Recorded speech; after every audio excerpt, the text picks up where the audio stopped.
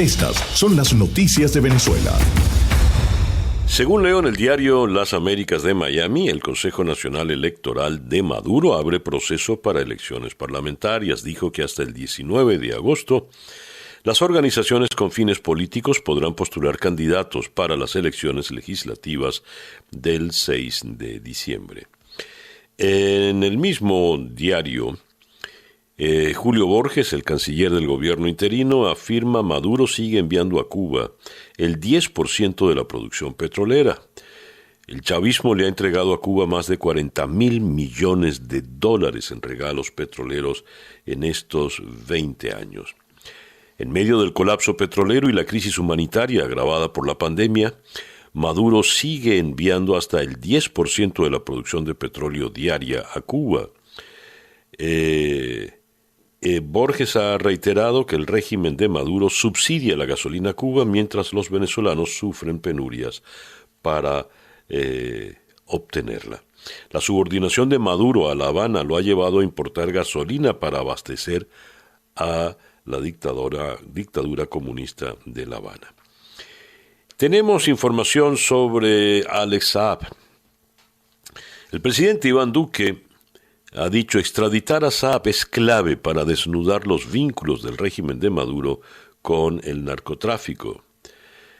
Dijo que a Estados Unidos se le ha entregado información pertinente y contundente sobre toda la maraña de empresas que se han vinculado a esa red de lavados y activos. Es una red criminal muy grande, dice Iván Duque.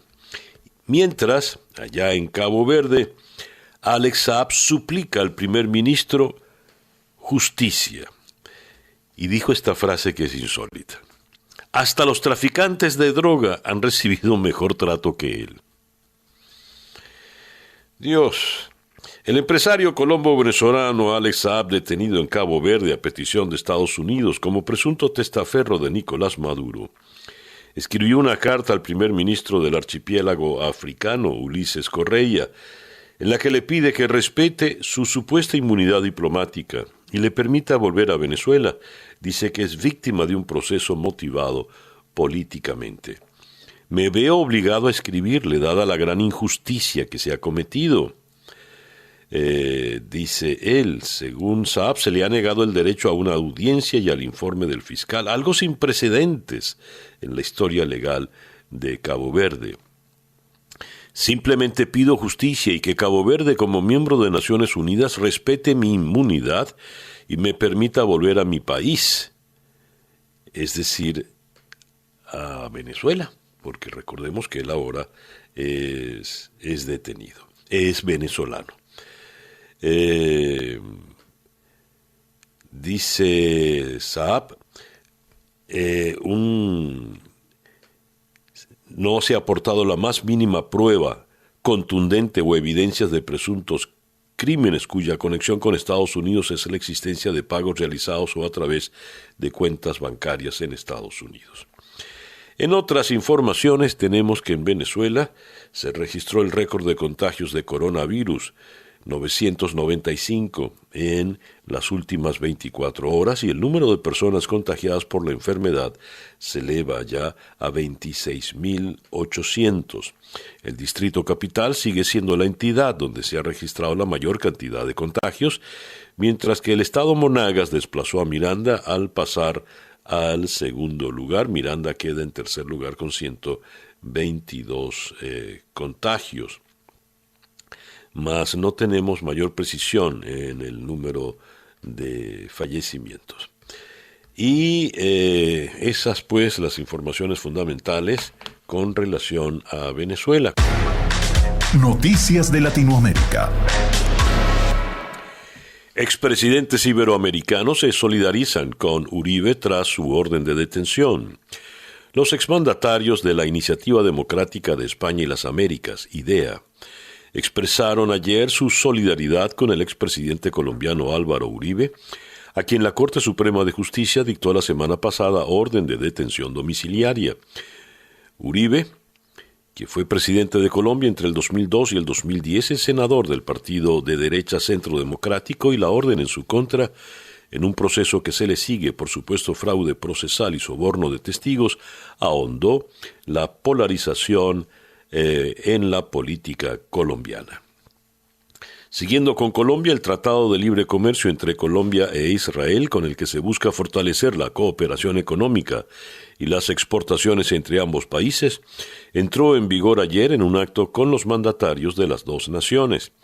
En el acto participaron mediante videoconferencia el primer ministro israelí Benjamín Netanyahu y el presidente colombiano Iván Duque, quien manifestó que hoy ambos países dan vida a un acuerdo comercial que se negoció entre el 2012 y el 2015.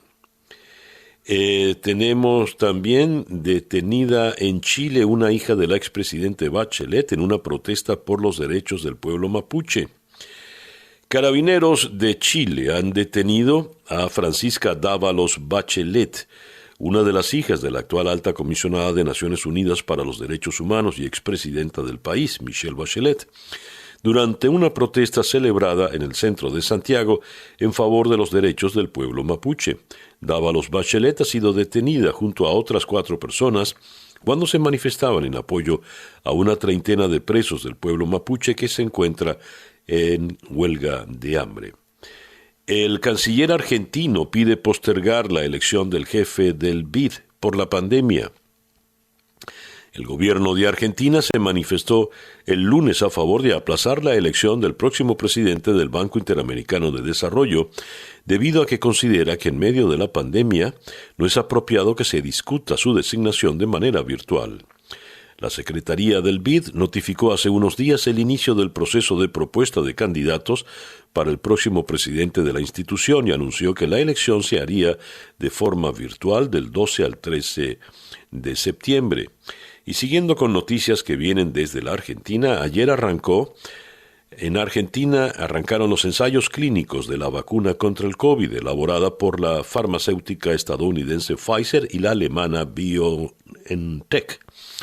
Unas pruebas que el país suramericano llevará adelante junto con Estados Unidos, Alemania y Brasil, según confirmaron fuentes oficiales. En El Salvador, el presidente Nayib Bukele presenta desde hace unos días al ejército de su país como una nueva fuerza armada, mediante una intensa campaña en medios de comunicación, lo que supone un intento de remozar la imagen de dicha entidad tras el ingreso armado en la Asamblea Legislativa en febrero pasado y ante las deudas pendientes con las víctimas de violaciones de derechos humanos. El 9 de febrero, un grupo de militares armados con fusiles de asalto ingresó junto a Bukele a la sala de sesiones del Congreso como medida de presión, según admitió el mismo mandatario, para que le aprobaran un préstamo de $109 millones para seguridad. Brasil registra 703 nuevas muertes debido al COVID para totalizar 101.752 decesos desde el inicio de la pandemia, según cifras oficiales. El segundo país más afectado en el mundo por el brote, solo detrás de Estados Unidos, también notificó 22.048 nuevos casos de coronavirus, lo que lleva el total de infecciones a 3.057.470. Perú registró un récord diario de muertes por coronavirus con 228 decesos, aumentando a más de 21.000 el total de fallecidos en medio de un vigoroso repunte impulsado por el desconfinamiento parcial de la población, según su balance oficial. El expresidente Abdalá Bucaram confirmó que volverá a ser candidato. El exmandatario ecuatoriano anunció sus planes de presentarse como candidato a la presidencia en las elecciones del próximo año, en un momento judicial muy complicado para el líder populista. Acepté la candidatura, escribió en el Twitter, minutos después de que se anunciase oficialmente el proceso electoral. En Bolivia, las protestas y bloqueos de carreteras agudizaban el desabastecimiento de insumos médicos en los hospitales en el día de ayer, mientras el gobierno transitorio se enfrenta a protestas por la postergación de las elecciones generales del 6 de septiembre. Las autoridades alertaron que la falta de oxígeno medicinal agravó la crisis sanitaria y el peligro de muerte de pacientes COVID-19, por lo que instruyó a las Fuerzas Armadas y a la policía a custodiar el traslado de insumos médicos y personal de salud. 12 neonatos, dice otra nota, también desde Bolivia, luchan contra el tiempo mientras esperan el oxígeno. Una docena de neonatos espera la llegada de oxígeno a un hospital de La Paz mientras el tiempo se agota ante la desesperación de quienes los mantienen con vida. En el momento que les quiten el oxígeno de imprevisto se mueren, dijo con la voz entrecortada el doctor Luis Bedregal, neonatólogo del Hospital de la Mujer. Esto a un grupo de periodistas. En México, Felipe Calderón le contestó al presidente López Obrador: yo no soy el presidente que anda saludando a la mamá del Chapo.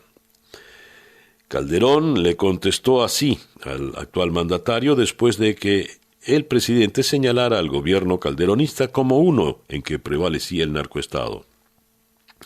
Lo rechazo categóricamente, me parece ofensivo incluso para México. Me podrán criticar muchas cosas, habrá quien esté de acuerdo o en desacuerdo con esa estrategia. Pero yo no soy el presidente que anda saludando a la mamá del Chapo. Yo no liberé a ningún criminal ni a los hijos del Chapo, dijo el expresidente Calderón. Recordarán que López Obrador saludó muy cariñosamente a la mamá del Chapo. Y siguiendo en México, más de 450,000 personas firman para que Andrés Manuel López Obrador presente su renuncia. Cientos de internautas revivieron una petición iniciada hace al menos 2 meses en la plataforma change.org, en la que se pide la renuncia de Andrés Manuel López Obrador ante los cada vez más recurrentes pensamientos confusos del presidente y evidenciando él mismo su enfermedad mental. Esta es una cita textual de los solicitantes.